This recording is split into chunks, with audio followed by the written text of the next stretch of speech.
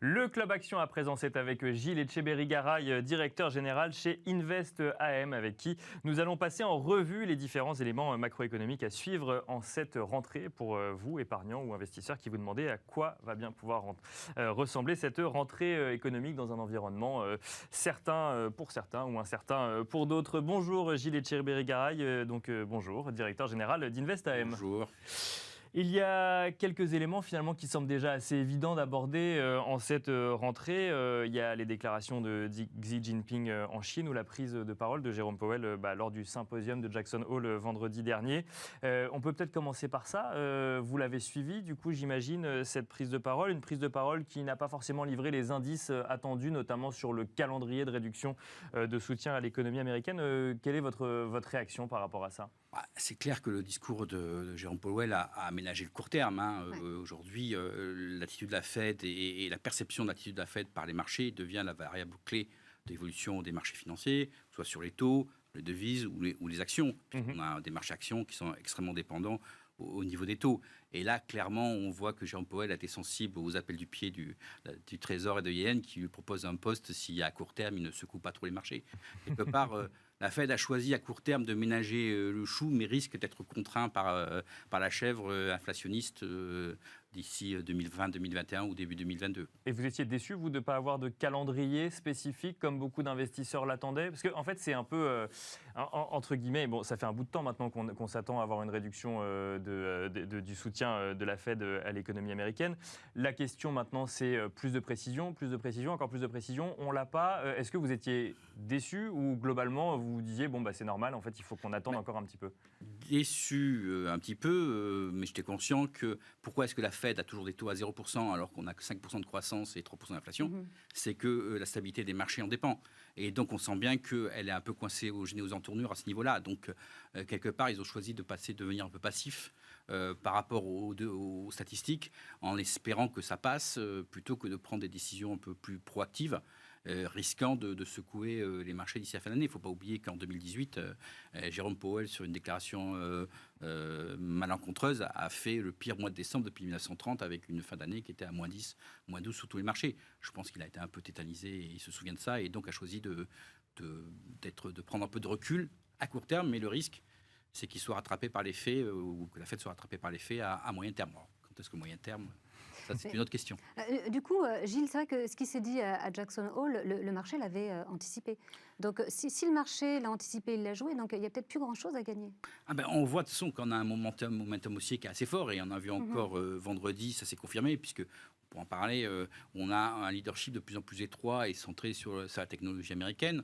Les affaires chinoises y ont contribué, mais on sent bien qu'on monte, mais on monte de plus en plus difficilement et avec sur les mêmes thèmes, quoi, je dirais. Et ça, c'est un peu compliqué.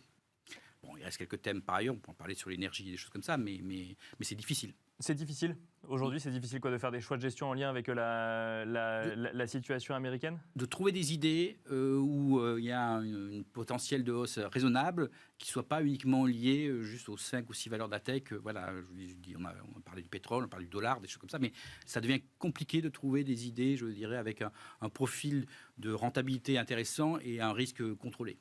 Oui, parce que c'est vrai que vous venez d'évoquer le pétrole à l'instant. Le pétrole, c'est quelque chose que vous aimez bien. Quelle est votre position aujourd'hui ? C'est l'énergie en général. Pour nous, notre thème pour, je dirais, pratiquement la décennie, c'est qu'on aura une décennie d'énergie chère. Oui. Que ce soit l'énergie renouvelable, qui est absolument nécessaire, mais aussi le pétrole, qui est dans la transition peut-être le moindre mal, parce que le numéro 1, c'est le charbon. Je veux dire, le charbon, aujourd'hui, il est responsable de la moitié des émissions de CO2, et c'est ça qui doit être éliminé en priorité.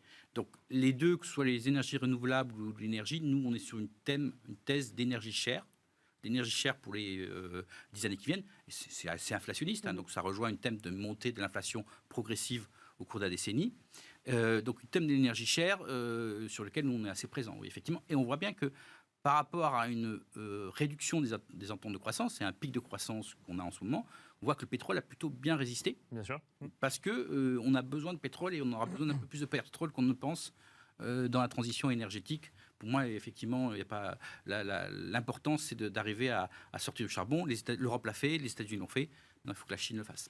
Oui, ce que vous nous dites, c'est qu'on ne va pas arrêter le pétrole du jour au lendemain. Et donc, du coup, vous restez positionné dessus. Vous avez parlé de la situation chinoise également, qui est quand même un des gros autres sujets macroéconomiques de cette rentrée. Les déclarations de Xi Jinping, il y a maintenant 2 semaines, qui ont fait chuter d'ailleurs le CAC 40 sur toute la semaine. Ça concernait les populations chinoises les plus riches, l'éducation, mais également de mettre en place une sorte de régulation style RGPD, même si ce n'est pas exactement ça, mais en tout cas de réguler les techs. Ça aussi, pour vous, c'est le grand sujet à suivre à la rentrée? Tout à fait. La décennie, enfin, la Chine va être un élément important de la décennie. La prise de contrôle totale de Xi Jinping est importante. Hein.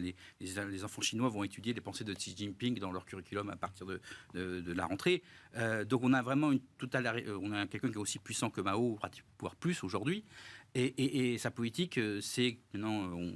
Le Parti communiste chinois vient de fêter son centenaire, maintenant il est le centenaire de la République populaire. Il a un certain nombre de choses, des choses qui sont comme la reprise en main de Taïwan, hein, qui sont potentiellement des problèmes géopolitiques, mais ça c'est pour plus tard, mais aussi le maintien donc, du Parti communiste jusqu'au centenaire de la République populaire.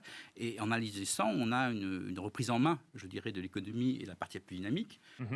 Qui sont d'une part l'Internet. Hein, L'Internet chinois, quand même, va à moins 50% depuis le mois de février, avec d'abord Alibaba, puis Didi, et avec une interdiction d'aller se faire coter aux États-Unis. Donc, on avait un secteur qui était extrêmement dynamique, qui se retrouve un peu coupé.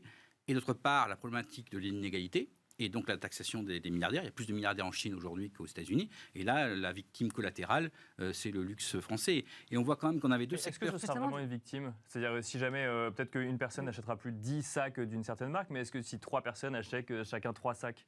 Mais le problématique, c'est qu'aujourd'hui, l'essentiel de la croissance du luxe est en Chine.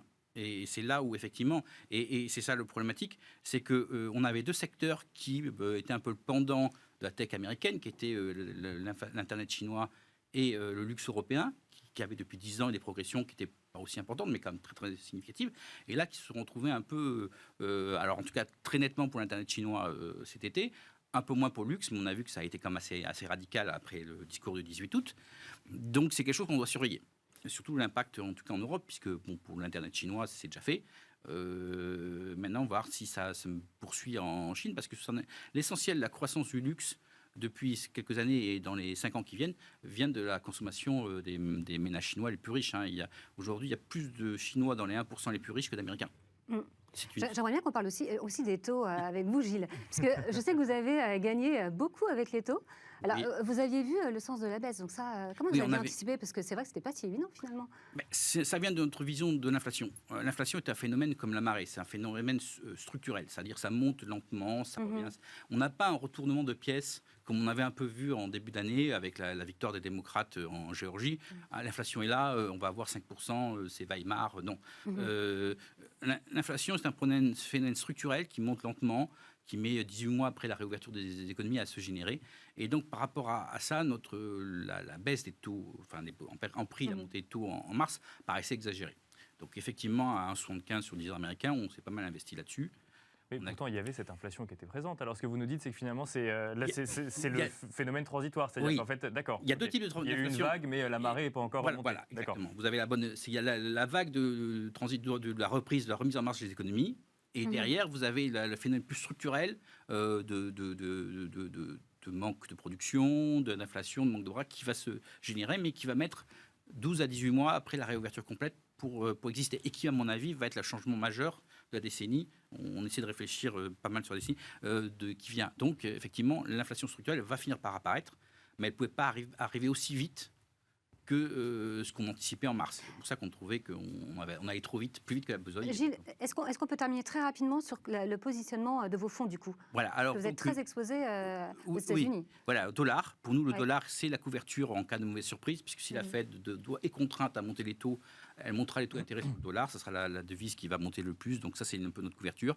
On fait de l'énergie et on reste légèrement sous-exposé actions, mais vu que le momentum est quand même très puissant, on ne veut pas non plus louper trop de hausse pour nos clients. Donc c'est pour ça qu'on reste en essayant de trouver d'autres idées que la technologie américaine, et c'est compliqué, mais on essaie d'y arriver. Merci beaucoup Gilles Etcheberry-Garay de vous être prêté à l'exercice de nous résumer en une dizaine de minutes à peine 3 grands enjeux macroéconomiques et du coup vos choix hein, du coup dans ce contexte. Gilles Etcheberry-Garay, je rappelle que vous êtes le directeur général de Invest AM. Quant à vous, restez avec nous, on se retrouve tout de suite dans le Club Expert.